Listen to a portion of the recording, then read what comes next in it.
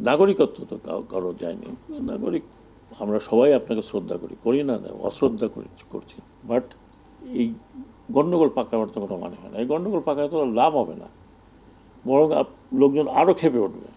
জাতীয় পার্টির কী দশা হয়েছিল, কিন্তু বেঁচে গেল কেন? হোসেন মোহাম্মদ এরশাদ জেলের মধ্যে চলে গেছে, এইটাই ছিল তার সিম্বল। সেনাবাহিনী থেকে বলা হয়েছিল যে আপনি বিদেশে যে জায়গায় যেতে চান আমরা আপনাকে সেফ প্যাসেজ দিয়ে নিয়ে যাব। বেঁচে আছেন, জেনারেল নুরুদ্দিন এখনো বেঁচে আছেন। অনেকে মনে করছে উনি সৌদি আরবে চলে যাবে। আমি কথা দিচ্ছি, আমি খুঁজে বের করব। মন্দিরে কি আছে, একটু সোনা আছে তো আপনার যদি মন্দিরে গোল্ড থাকে তাহলে মন্দির দেখাই দিই আমি কোথায় কোথায় গোল্ড আছে, সেখানে যান। আজকে মনে করেন আমরা আমি যেটা বলতে চাই না, আরেক পার্টিকে যদি বলে তুমি এই করছো, তুমি এই করছো, তুমি এই করছো, তোমাকে ব্যান করবো, চিন্তা করেন। So political party will function like political party. আপনিও তাকে দিয়ে একে দিয়ে গন্ডগোল করাবেন, আমি আসতেছি, আমি যাব। আপনি আসবেন, একটা আপনার দেশ, আসেন না কেন, স্টপস ইউ। নাগরিকত্ব তো কারো যায়নি। নাগরিক 21 বছর প্রধানমন্ত্রী তো করেছেন, আপনি স্বেচ্ছায় চলে গেছেন, কেউ যেতে বলেন নাই। আপনি স্বেচ্ছায় গেছেন, আপনি ভালো থাকেন, আবার আসেন। আমরা সবাই আপনাকে শ্রদ্ধা করি, করি না, না অশ্রদ্ধা করছি। বাট এই গণ্ডগোল পাকাবার তো কোনো মানে হয় না। এই গণ্ডগোল পাকায় তো লাভ হবে না, বরং লোকজন আরও ক্ষেপে উঠবে। তো that's not how you do ইট।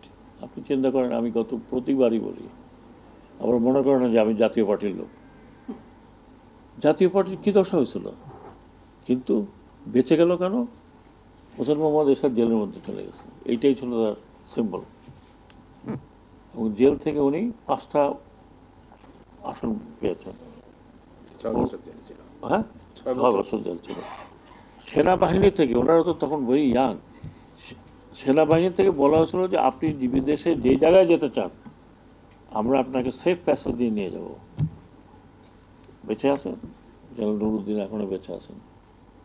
জিজ্ঞেস করেন, আমার কথা যদি মনে করেন ঠিক না, জেনারেল নুরুদ্দিনকে আপনারা যান যে স্যার এরকম কথা কিনা। উনি খবর পাঠিয়েছেন যে আপনি যেতে চান যান, নাহলে আপনাকে জেলে যেতে হবে। আমি কোন দেশে যাব?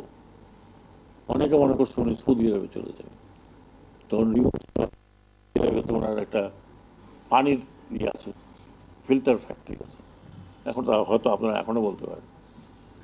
আমি এই জন্য আমি কম্পেয়ার করার চেষ্টা করছি না, আমার চোখের সামনে যে ঘটনাটা দেখলাম ওইটাই বলছি আপনাকে।